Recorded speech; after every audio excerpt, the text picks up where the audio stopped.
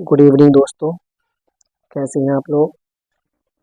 आप लोगों का बहुत बहुत स्वागत है हमारे यूट्यूब चैनल में, जहां आज हम लोग सक्षमता परीक्षा 2024 के मॉडल सेट प्रैक्टिस जो है वो आपका सेट नंबर तीसरा सामान्य अध्ययन एवं सामान्य विषय का MCQ कराने जा रहे हैं। चैनल पे पहली बार आए हैं तो सब्सक्राइब कर दीजिए और लाइक और शेयर जरूर कीजिए।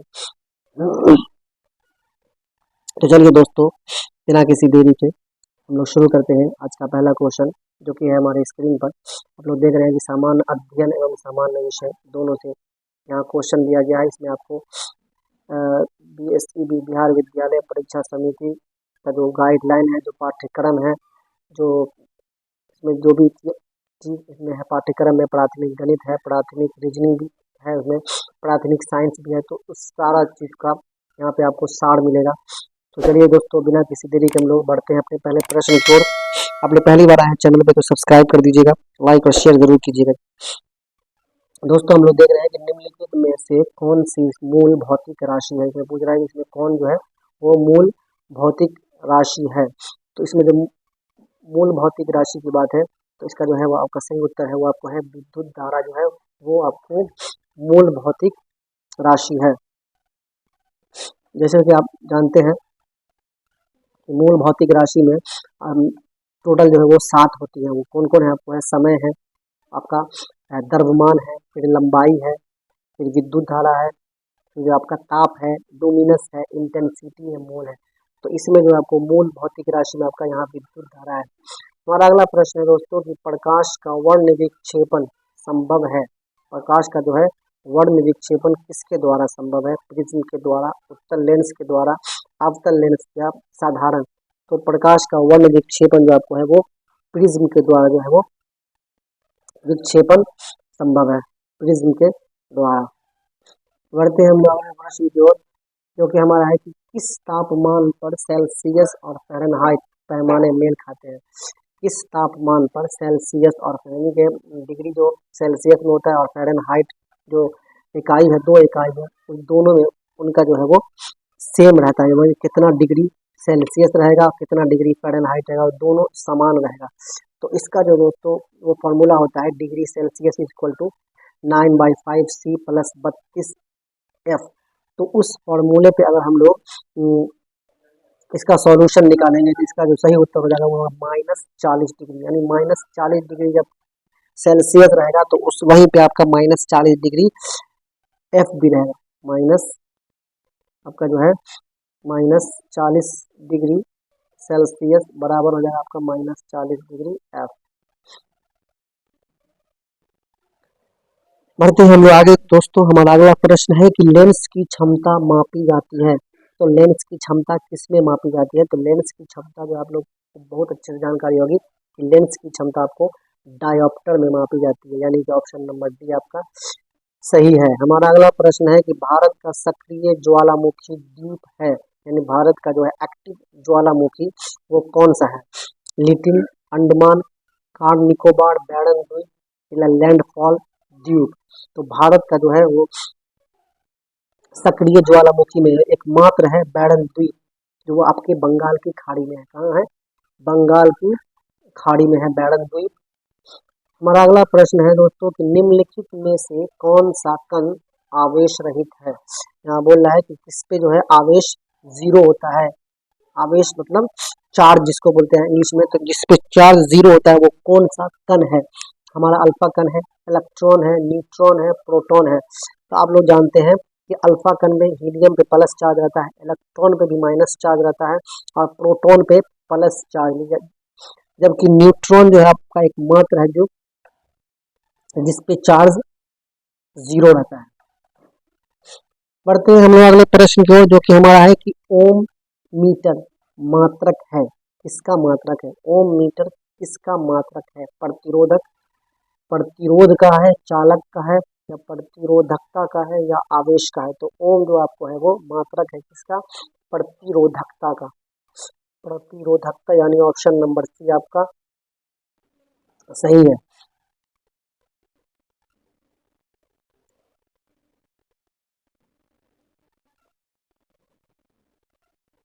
हमारा अगला प्रश्न है दोस्तों कि निम्नलिखित में से किसका गलनांक सबसे उच्च होता है, यानी कि सबसे जो गलनांक है इसका वो सबसे ज्यादा किसका होता है, गलने की जो स्थिति है वो सबसे ज्यादा हाई किसका होता है, यानी सबसे ज्यादा टेम्परेचर पे कौन गलेगा। तो हम लोग के पास यहाँ पे है बोरॉन है, इस्पात है, सिलिकॉन है, एल्यूमिनियम है। तो इसका जो सबसे सही उत्तर जो हो जाएगा वो होगा आपको इस्पात, यानी कि ए नंबर, बी नंबर इस्पात जो है वो आपको सबसे इसका जो है ज्यादा होता है। तो इस तरह से इसका सही उत्तर हो गया दोस्तों, आपको हो गया बी इस्पात। इसका बारे में आपको बता दें कि इसका जो गलनांक है वो आपको है 1538 डिग्री। कितना है? 1538 डिग्री पे ये आपका गलता है। इसके बाद है आपका एल्यूमिनियम जो है आपको वो आपको 660 डिग्री पे 660 डिग्री सेल्सियस पे जो है आपका ये गलता है। उसी तरह सिलिकॉन जो है आपको 1414 डिग्री पे, और आपका ब्रोमीन जो है वो -7.2 -7.2। पढ़ते हैं हम लोग अगले प्रश्न को दोस्तों, जो कि है सीएनजी का मुख्य घटक है, मतलब सीएनजी का प्रमुख घटक कौन है। तो सीएनजी का प्रमुख घटक जो आपको मीथेन है, यानी कि मीथेन बोले तो CH4 CH4 मीथेन का रासायनिक सूत्र होता है। आगे हमारा दोस्तों अब बहुत ही इंपॉर्टेंट क्वेश्चन है कि भारी जल का रासायनिक सूत्र क्या होता है। भारी जल इसे बोलते हैं, तो भारी जल को ड्यूटेरियम भी बोलते हैं। तो ड्यूटेरियम का रासायनिक सूत्र आपको होता है D2O। क्या होता है? D2O, यानी कि ऑप्शन नंबर आपका सी एकदम सही है। यह हाइड्रोजन का समस्थानिक भी होता है। अगला क्वेश्चन दोस्तों कि प्राकृतिक रबड़ किसका बहुलक है। प्राकृतिक रबड़, इससे पहले भी क्वेश्चन आ चुका है कि प्राकृतिक रबड़ किसका बहुलक है। तो आपको आइसोप्रीन, इसका रासायनिक सूत्र या रासायनिक नाम क्या होता है। तो 2 मिथाइल 1,3 ब्यूटाडाइन इसका नाम होता है रासायनिक नाम। हमारा अगला प्रश्न है कि निम्नलिखित में से कौन सा क्लोरोफिल का घटक नहीं है। बहुत ही इंपॉर्टेंट क्वेश्चन है कि क्लोरोफिल का घटक इनमें से कौन नहीं है। Calcium, carbon, magnesium, hydrogen. तो क्लोरोफिल का जो है वो घटक इसमें से कैल्शियम नहीं है। कौन नहीं है? कैल्शियम।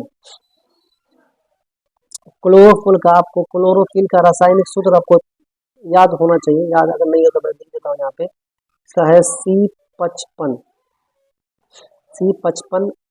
H72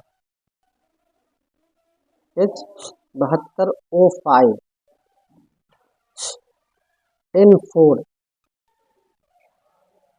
Mg। ये आपको क्लोरोफिल का रासायनिक सूत्र है, C55 H72O5 N4 Mg। अगला प्रश्न दोस्तों हमारा कि पौधों में पानी पहुंचाया जाता है किसके द्वारा। पौधों में जो पानी पहुंचाया जाता है दोस्तों वो किसके द्वारा पहुंचाया जाता है। तो इसका जो सही उत्तर है दोस्तों वो है कि जाइलम द्वारा जो है पौधों में पानी पहुंचाया जाता है। जाइलम के द्वारा पौधों में पानी पहुंचाया जाता है। अगला प्रश्न हमारा ऑक्सीजन अनुपस्थित होता है। एक बार फिर से क्वेश्चन रिपीट किया गया है, पिछले सेट में भी देखे होंगे कि ऑक्सीजन जो है कहाँ पे अनुपस्थित होता है, यहाँ कहाँ पे वो मौजूद नहीं होता है। तो इसका जो सही उत्तर है दोस्तों वो केरोसिन, यानी कि केरोसिन में ऑक्सीजन की मात्रा नहीं होती है। हमारा अगला प्रश्न है कि निम्नलिखित में से कौन सा हार्मोन अग्नाशय द्वारा उत्पन्न होता है। बहुत ही इंपॉर्टेंट सवाल है दोस्तों सक्षमता परीक्षा 1 to 5 के नियोजित शिक्षकों से अनुरोध है कि वो पूरी तैयारी इस चैनल के माध्यम से उनकी कराई जाएगी। इसमें जो है आपको सामान्य अध्ययन एवं सामान्य विषय, सामान्य अध्ययन एवं सामान्य विषय में जो भी सब्जेक्ट आपका है इस मॉडल सेट में आपको पूरा सब्जेक्ट का सार मिलेगा। और यहीं से आप तैयारी करके आप अच्छी से अच्छी तैयारी करके एग्जाम पास कर सकते हैं। तो चैनल पर पहली बार आए तो सब्सक्राइब कीजिए और अपने नियोजित शिक्षक साथी को शेयर जरूर कीजिए, जो भी 1 to 5 में खासकर नियोजित शिक्षक है। और 6 to 8 के लिए हमारे चैनल से 6 to 8 के लिए सामान्य अध्ययन और BPSC TRE 3 का भी आपका समान अध्ययन यहीं से रहने वाला है। तो BPSC TRE 3 वाले भी समान अध्ययन का यहाँ से तैयारी कर सकते हैं। बढ़ते हैं हम लोग अगले प्रश्न की ओर। हमारा जो है कि निम्नलिखित में से कौन सा हार्मोन अग्नाशय द्वारा उत्पन्न होता है? कौन सा हार्मोन? यहाँ हार्मोन की बात कर रही है कि कौन सा हार्मोन है, तो इसका जो सही उत्तर है दोस्तों वो है आपको इंसुलिन। अग्नाशय उत्पन्न करने की बात है तो ये इंसुलिन है। इसी जो है ये इंसुलिन ही है जो डायबिटीज का कारण है। आपको डायबिटीज जब बढ़ जाता है, शुगर जिसको बोलते हैं, तो उसको इंसुलिन की इंजेक्शन दिया जाता है दोस्तों। हमारा अगला प्रश्न है कि निम्नलिखित में से कौन रक्त के संचरण में मदद करता है? यानी कि रक्त के संचरण में आपका कौन मदद करता है? तो रक्त के संचरण में यहाँ ऑप्शन है लिम्फोसाइट, मोनोसाइट, एरिथ्रोसाइट या रक्त प्लेटलेट। तो आपका जो इसका सही उत्तर है कि रक्त के संचरण में मदद करने वाला जो चीज है वो आपको है लिम्फोसाइट। कौन है? लिम्फोसाइट आपको रक्त के संचरण में पूरी तरह से मदद करता है। बहुत ही इंपॉर्टेंट क्वेश्चन आ गया कि अंगूरा ऊन किससे निकाला जाता है? अंगूरा ऊन आपने देखा होगा, अपने मार्केट में देखा होगा कि अंगूरा का मफलर और भी मिलता है, तो वो अंगूरा ऊन किससे निकाला जाता है? खरगोश से, लोमड़ी से या बकरी से या भेड़ से? तो अंगूरा ऊन जो आपको है वो खरगोश के रुए से प्राप्त होता है, खरगोश के रुए से प्राप्त होता है। आगे हमारा है कि सलीम अली चिड़ियाघर उद्यान कहाँ स्थित है? सलीम अली चिड़ियाघर जो आपका वो कहाँ स्थित है? कौन सा राज्य में स्थित है? गोवा, श्रीनगर, उड़ीसा या महाराष्ट्र? तो सलीम अली पक्षी जो उद्यान में आपका वो गोवा राज्य में आपका स्थित है। दोस्तों बढ़ते हैं हम लोग अगले प्रश्न की ओर, जो कि हमारा है कि रूपसी हवाई अड्डा भारत के किस राज्य में स्थित है? ये आपको हिस्ट्री से भी क्वेश्चन है कि रूपसी हवाई अड्डा जो आपका वो भारत के किस राज्य में स्थित है? हमारे पास ऑप्शन है इसका अरुणाचल प्रदेश, असम, गोवा या पोर्ट ब्लेयर। तो आपका जो इसका सही उत्तर है दोस्तों वो है असम, यानी कि रूपसी हवाई अड्डा आपको असम में स्थित है। हमारा अगला प्रश्न है कि राजस्थान में स्थित खेतरी खदान किसके लिए प्रसिद्ध है? राजस्थान में एक स्थित खेतरी खदान है जिसका नाम वो किसके लिए प्रसिद्ध है? तांबा के लिए, लोहा के लिए, हीरा के लिए या कोयला के लिए? तो इसका जो सही उत्तर है दोस्तों कि राजस्थान में जो वो खदान है, खेतरी खदान, वो आपका तांबा के लिए फेमस है, तांबा के लिए प्रसिद्ध है। कहाँ है? तो राजस्थान में। नाम क्या है? तो खेतरी खदान। हमारा अगला प्रश्न है कि भारत में राष्ट्रीय सांख्यिकी दिवस कब मनाया जाता है? भारत में आपको राष्ट्रीय सांख्यिकी दिवस कब मनाया जाता है? 1 मई, 20 अप्रैल, 29 जून या 20 दिसंबर? तो आपका जो इसका सही उत्तर है वो आपको 29 जून। भारत में सांख्यिकी दिवस, राष्ट्रीय सांख्यिकी दिवस आपको 29 जून को मनाया जाता है। बढ़ते हैं हम लोग अगले प्रश्न की ओर, जो कि हमारा है कि ट्रैक 1.5 कूटनीति क्या होती है? ट्रैक 1.5 कूटनीति क्या होती है? सरकारी कूटनीति होती है, गैर सरकारी कूटनीति होती है, सरकारी एवं गैर सरकारी दोनों संयुक्त राष्ट्र कूटनीति होती है? तो इसका जो सही उत्तर है दोस्तों वो है आपको सरकारी एवं गैर सरकारी दोनों कूटनीति होती है। ट्रैक जो है आपको ट्रैक 1.5 आपका सरकारी एवं गैर सरकारी दोनों कूटनीति होती है। हमारा अगला प्रश्न है किस देश का अहमदाबाद के साथ सिस्टर स्टेट संबंध है?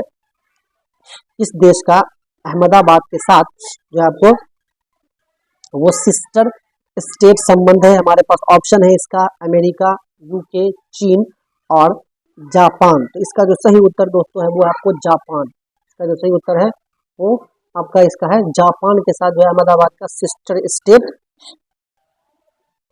संबंध है। पढ़ते हैं हम लोग अगले प्रश्न की ओर दोस्तों, जो कि हमारा है कि भारत नेपाल सीमा पर बिहार में दूसरा समेकित चेक पोस्ट कब स्थापित किया गया था?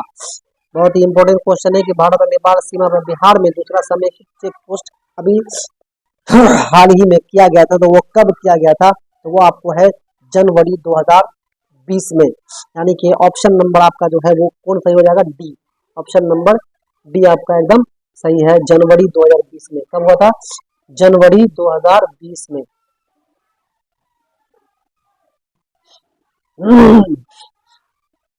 हमारा अगला प्रश्न दोस्तों कि अंतरराष्ट्रीय बॉक्सिंग फेडरेशन का मुख्यालय कहाँ है? अंतर्राष्ट्रीय इंटरनेशनल बॉक्सिंग फेडरेशन का मुख्यालय आपको कहाँ है? मैक्सिको, न्यूयॉर्क, न्यू जर्सी या ओहायो? तो इसका जो सही उत्तर है दोस्तों वो है आपको न्यू जर्सी। न्यू जर्सी में आपका इसका अंतर्राष्ट्रीय बॉक्सिंग फेडरेशन का मुख्यालय है।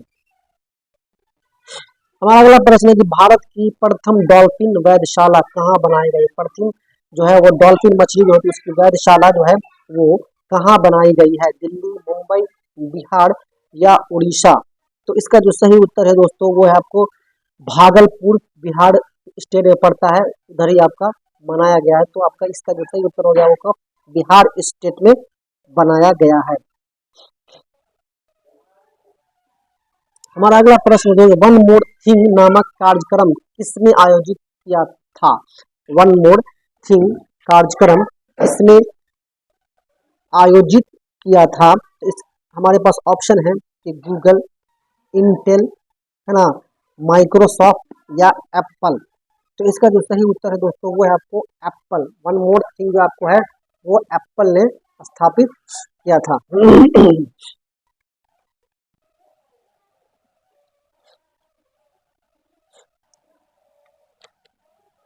दोस्तों हमारा अगला प्रश्न है कि आई एम नो मसीहा के लेखक कौन है? आई एम नो मसीहा के लेखक कौन है? अनिल कपूर, सोनू सूद, सोनू निगम या संजय कपूर? तो इसका जो सही उत्तर है वो आपको है सोनू सूद ने आई एम नो मसीहा का लेखक यानी आई एम नो मसीहा किताब लिखी है। इसका जो सही उत्तर हो जाएगा वो आपको हो जाएगा ऑप्शन नंबर बी। हमारा अगला प्रश्न है कि प्रथम मानव जीवाश्म भारत की किस नदी घाटी से प्राप्त हुआ है? प्रथम मानव जीवाश्म भारत के किस नदी से घाटी से प्राप्त हुआ है? तो आपका है गंगा घाटी, यमुना घाटी, नर्मदा घाटी या तप्ती घाटी? तो इसका जो सही उत्तर दोस्तों वो है नर्मदा घाटी से आपका इसका प्राप्त हुआ है। तो इसलिए ऑप्शन नंबर जो सी है आपका एकदम सही है। हमारा अगला प्रश्न दोस्तों कि पानी के एक अणु में हाइड्रोजन और ऑक्सीजन के द्रव्यमान का अनुपात कितना होता है? इंपॉर्टेंट क्वेश्चन है दोस्तों, आपका प्राथमिक साइंस से है कि पानी के एक अणु में यानी कि हाइड्रोजन H2O जिसका फॉर्मूला होता है H2O, उसमें आपको द्रव्यमान का अनुपात क्या होता है? तो इसका जो अनुपात होता है दोस्तों वो होता है 1:2 यानी 1:8। 1:8 आपको उसको फॉर्मूला को सेट करना होगा कि जो हाइड्रोजन का जो है वो हाइड्रोजन का जो है परमाणु संख्या होता है 1 और वो 2 है तो 2 हो गया 1 × 2। और उसी तरह आपको ऑक्सीजन का जो है वो 16 होता है तो 2/16 करेंगे तो आपका 1/8 आ जाएगा। इस तरह से हमारा इसका जो ऑप्शन नंबर बी एकदम सही है। दोस्तों हमारा अगला प्रश्न है कि भारत में ब्रिटिश साम्राज्य का संस्थापक कौन था? बहुत ही इंपॉर्टेंट क्वेश्चन, हिस्ट्री से हर बार पूछा जाने वाला सवाल है कि भारत में ब्रिटिश साम्राज्य का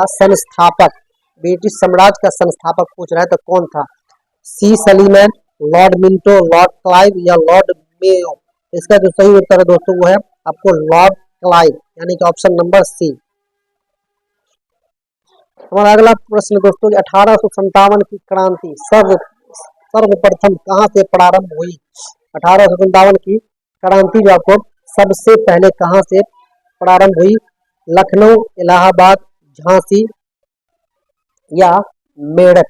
तो इसका जो सही उत्तर दोस्तों वो है आपको मेरठ यानी कि option number D. Option number D आपका। हमारा अगला प्रश्न है दोस्तों कि मुंडा विद्रोह का नेता कौन था? यानी कि मुंडा जो विद्रोह हुआ था वो उसका नेता आपको कौन था? मुंडा विद्रोह का नेता आपका कौन था? तो इसका जो सही उत्तर है दोस्तों वो आपको है बिरसा मुंडा। मुंडा से नाम से ही आपको फेमस है तो आपका जो है इसका सही उत्तर जो आपको हो जाएगा वो हो जाएगा बिरसा मुंडा जो आपका एकदम करेक्ट है। तो इसलिए ऑप्शन नंबर बी आपका एकदम सही है।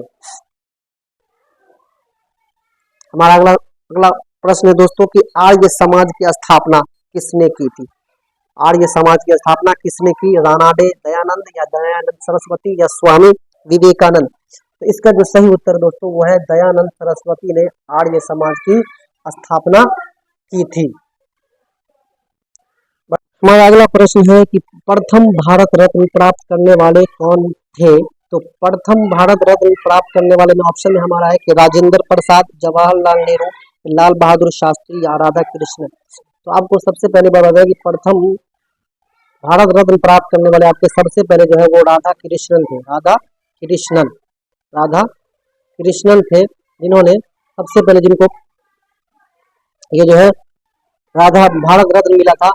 उनका इसी बता देते हैं कि उनको 1954 में मिला था। कब मिला था? 1954 में। उनके बाद जो है जवाहरलाल नेहरू को 1955 में मिला था। उसके बाद जो है आपको 1962 में राजेंद्र प्रसाद जी को मिला था 1962 में, और लाल बहादुर शास्त्री जी को 1966 में मिला था। इससे भी आप अंदाजा लगा सकते हैं कि सबसे पहले किनको मिला था। हमारा अगला प्रश्न है दोस्तों कि भारत के प्रथम राष्ट्रपति राजेंद्र प्रसाद किस राज्य से थे। बहुत ही इंपॉर्टेंट है, बहुत ही प्रचलित क्वेश्चन है, सभी को पता होगा कि भारत के प्रथम राष्ट्रपति किस राज्य से थे। तो इसका जो सही उत्तर दोस्तों वो आपको स्क्रीन पर ऑप्शन नंबर 1 में ही दिख रहा होगा कि वो बिहार राज्य के थे। कहाँ के थे? बिहार राज्य के थे। हमारा अगला प्रश्न दोस्तों कि उत्तरी अमेरिका में नियाग्रा जलप्रपात किन दो झीलों के बीच स्थित है। उत्तरी अमेरिका में जो है आपको एक नियाग्रा झील है, वो किन दो नियाग्रा जलप्रपात है जो दो झील के बीच में है, वो कौन सा झील है।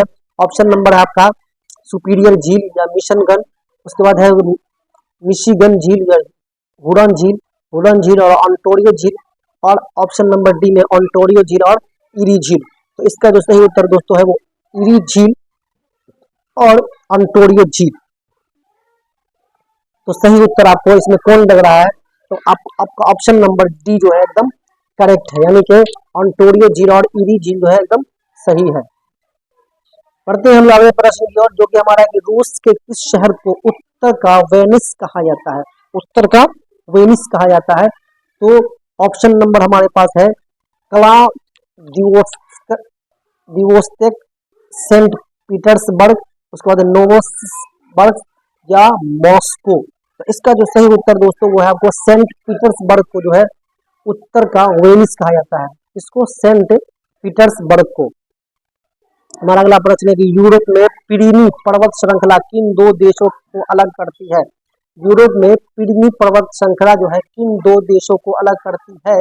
स्पेन और फ्रांस, स्पेन और पुर्तगाल, फ्रांस और जर्मनी या जर्मनी और स्विट्जरलैंड।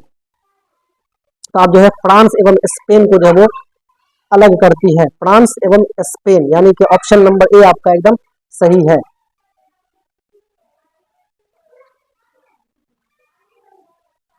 हमारा अगला प्रश्न है दोस्तों कि भारत में चंद्र और भागा नदियां किस क्षेत्र में बहती है।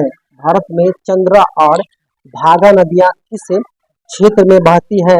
हमारे पास ऑप्शन है दोस्तों कि स्पीति, लद्दाख या लाहौल या कारगिल। तो आपका जिसका सही उत्तर दोस्तों वो होगा लाहौल में बहती है। कहाँ बहती है? ऑप्शन नंबर सी आपका एकदम सही है। हमारा अगला प्रश्न है कि चंबल नदी पर राणा प्रताप सागर जल विद्युत, चंबल नदी पर जो है आपको राणा प्रताप सागर जल विद्युत परियोजना किस राज्य में स्थित है। तो चंबल नदी पर जो राणा प्रताप सागर जल है वो आपको जो है राजस्थान में स्थित है। किस राज्य में है? तो राजस्थान में स्थित है। हमारा अगला प्रश्न दोस्तों कि भरमौर जनजातीय क्षेत्र किस प्रांत में स्थित है। भरमौर जनजातीय क्षेत्र वो कौन सा प्रांत है? सिक्किम, हिमाचल प्रदेश, उत्तराखंड या लद्दाख। तो इसका जो सही उत्तर है दोस्तों वो आपको हिमाचल प्रदेश में स्थित है। कहाँ है? हिमाचल प्रदेश। बढ़ते हैं अगले प्रश्न की ओर, जो कि हमारा कि जवाहरलाल नेहरू बंदरगाह किस राज्य में स्थित है। तो जवाहरलाल नेहरू जो है बंदरगाह वो आपको जवाहरलाल नेहरू जो बंदरगाह आपका है वो आपको महाराष्ट्र में। कहाँ है? ऑप्शन नंबर डी आपका एकदम सही है। कहाँ है? जवाहरलाल नेहरू महाराष्ट्र में स्थित है। बढ़ते हम लोग अगले प्रश्न की ओर, जो कि हमारा है कि निम्नलिखित में से भारत का कौन सा राज्य तांबे का सबसे बड़ा उत्पादक है। निम्नलिखित में से भारत का कौन सा राज्य तांबे का सबसे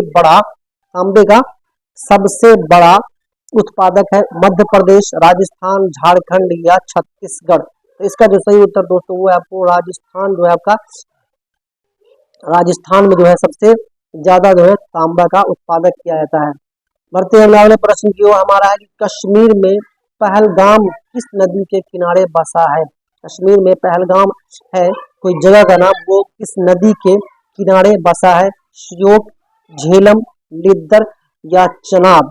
तो इसका जो सही उत्तर दोस्तों वो है आपको है लिद्दर के किनारे बसा है। लिद्दर नदी के किनारे जो है वो पहलगाम बसा हुआ है। हमारा अगला प्रश्न है, बढ़ते हैं हम लोग अगले प्रश्न की ओर, जो कि हमारा कि दंडकारण्य क्षेत्र किस राज्य में स्थित है? दंडकारण्य क्षेत्र वो आपके कौन से राज्य में है? उड़ीसा में है, छत्तीसगढ़ में, आंध्र प्रदेश या तेलंगाना? तो आपका दंडकारण्य क्षेत्र जो आपको छत्तीसगढ़ में स्थित है। कहाँ है? छत्तीसगढ़ में। हमारा अगला प्रश्न है कि बिहार के किस जिले में सबसे अधिक नहर सिंचित क्षेत्र है? बिहार के किस जिले में सबसे अधिक नहर सिंचित क्षेत्र है? आपका पश्चिमी चंपारण है, औरंगाबाद है, रोहतास है या भोजपुर है? तो इसका जो सही उत्तर है दोस्तों वो है आपको है रोहतास। कहाँ है? बिहार के सबसे मतलब अधिक नहर सिंचित वाला क्षेत्र जो है आपको है वो है रोहतास है।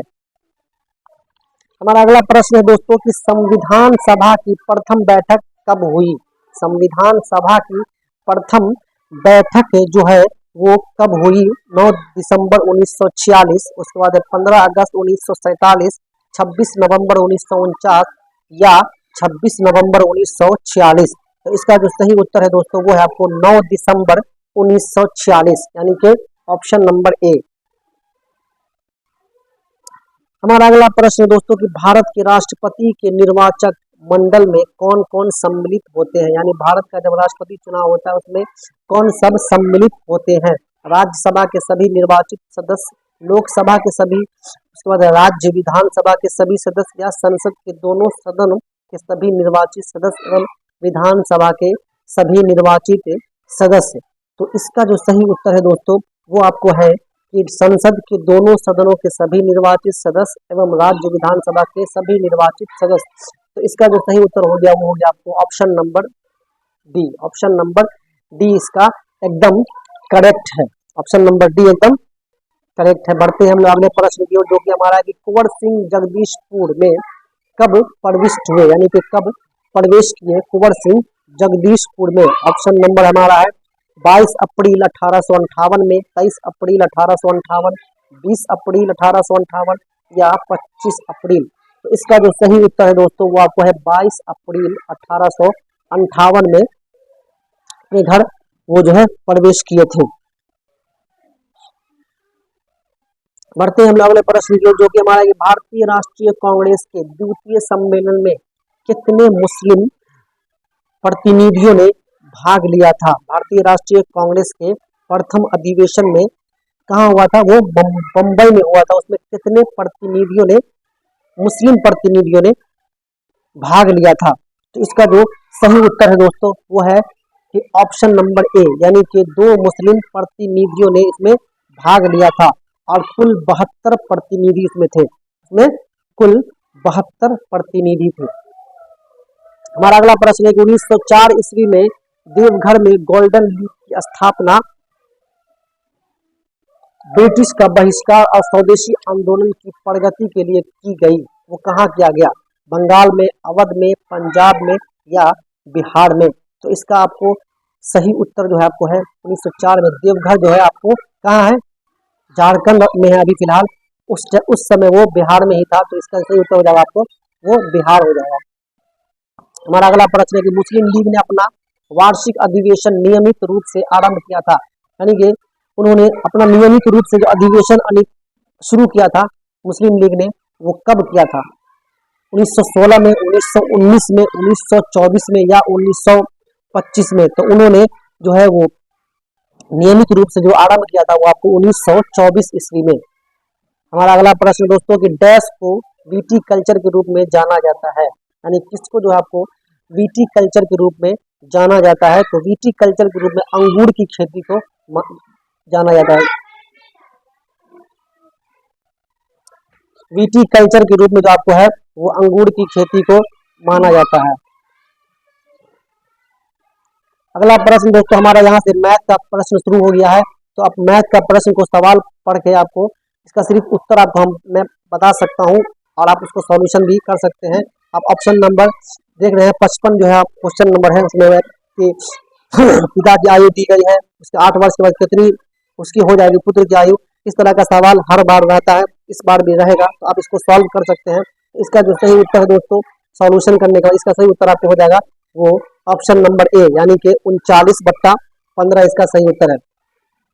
हमारा अगला प्रश्न है कि उसी तरह है कि ए ने एक 48,000 रुपया लगाकर एक व्यापार शुरू किया। कुछ माह बाद जो है वो 36,000 की पूंजी लगाकर एक के साथ व्यापार में साझेदारी हो गया। यदि दोनों का मुनाफा इतना परसेंट है तो वो साझेदारी में कितने दिन बाद व्यापार में साझेदारी की होगी। इस तरह का प्रश्न आपको आता रहता है। तो इसका जो सही उत्तर है दोस्तों वो आपको है ऑप्शन नंबर ए।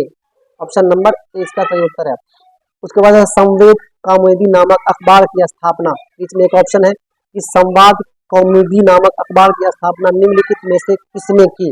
तो संवाद कौमुदी नामक अखबार की स्थापना जो है वो आपको राजा राम मोहन राय ने किया था। राजा राम मोहन राय ने किया था।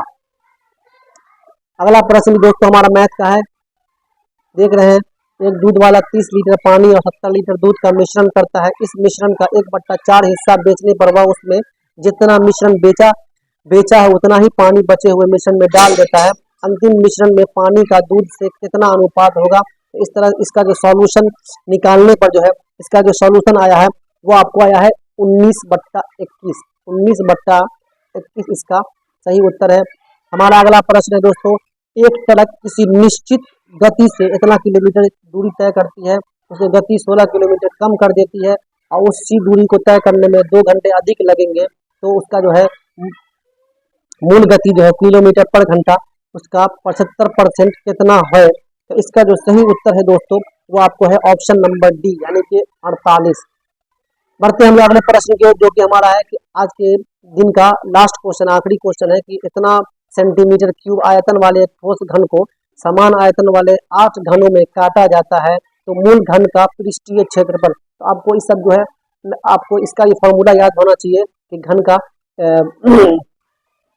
आयतन बराबर क्या होता है। तो आयतन बराबर जो है वो आपका एल क्यूब होता है और घन आपका है एल गुने बी गुने एच होता है। इस तरह से इसका फॉर्मूला इसको बनाया जाता है। तो 60 का जो है उत्तर आपको हो जाएगा, अंतिम क्वेश्चन का जो आपको उत्तर हो जाएगा वो हो जाएगा आपको डी, यानी कि 4:3। दोस्तों हमारा आज का सेशन यहीं पर समाप्त होता है। कैसा लगा आज का वीडियो कमेंट बॉक्स में जरूर बताएं और मिलते हैं हम लोग अगले वीडियो में इसी मॉडल प्रैक्टिस सेट के साथ जहां हम लोग तैयारी करेंगे सक्षमता परीक्षा की। तो आज का सेशन यहीं पर समाप्त करते हैं, मिलते हैं अगले वीडियो में। तब तक के लिए धन्यवाद और आपको तमाम नियोजित शिक्षकों को हमारी शुभकामनाएं हैं। और चैनल पर पहली बार आए हैं तो सब्सक्राइब कर दीजिए, लाइक और शेयर जरूर कीजिए। धन्यवाद।